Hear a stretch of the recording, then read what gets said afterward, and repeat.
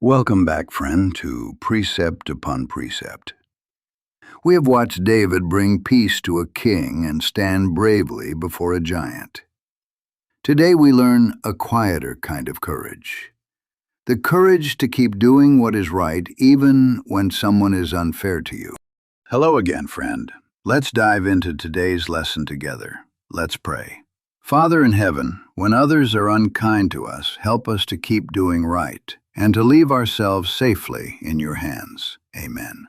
And our verse for the week, once more from 1 Samuel. The battle is the Lord's. Today we will see that even our safety is a battle we can leave with God. After David beat the giant, the people sang his praises everywhere. And here is a sad thing. Instead of being glad, King Saul grew jealous. He could not bear to hear David praised. But there was someone who loved David truly, the king's own son, a brave and good young man named Jonathan. Jonathan loved David like a brother. He gave David his own robe and his sword and his bow, and the two of them promised always to be kind to each other. What a gift to have a friend like that. But the king's heart grew darker.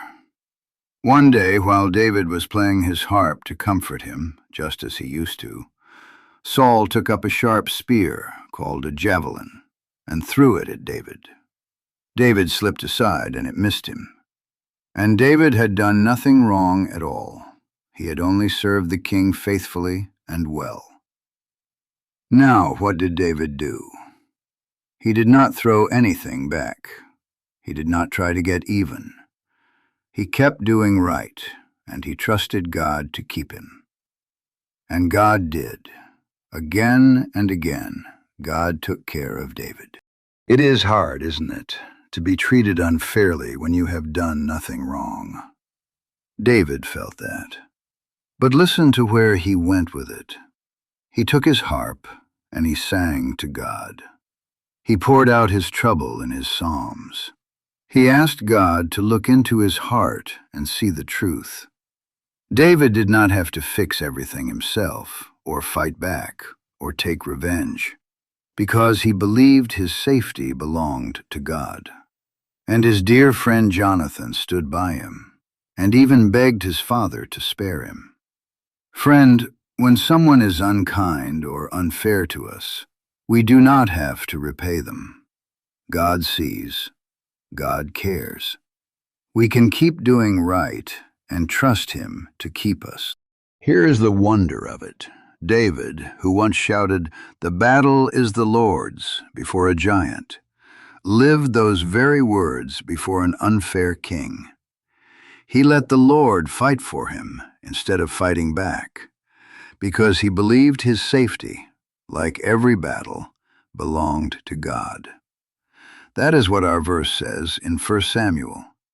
The battle is the Lord's. And here is the gentle heart of it. We do not have to grab everyone's praise or protect ourselves with revenge, because we are held by a God who already loves us. When you know God holds you, you can let the unfairness go and keep doing good. So let's bring it to God together. Think of a time someone was unfair to you and how it felt inside. Now let's give it to the one who keeps us. Say it after me. Father, when someone is unkind to me, help me keep doing right. I trust you to take care of me. He hears you, friend, and he is a safe place to leave it. Let's remember what we found today. Saul grew jealous and even threw a javelin at David, but David had done nothing wrong. He did not take revenge, he kept doing right, sang his trouble to God, and trusted God to keep him safe. And God gave him a faithful friend in Jonathan. Trusting God when we are treated unfairly, instead of fighting back, that too is courage. Now it is your turn. For your daily work today, do two things. First, think of someone who has been unfair to you, and instead of getting even, do one kind thing for them, or pray for them.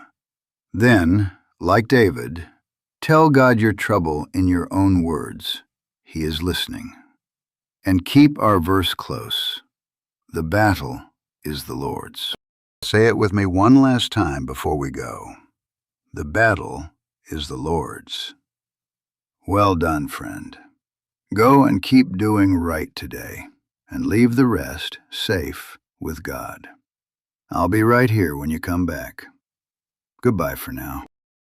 Patrimony School is made possible by Awe and Glory, art, words, and wares for the Christian home.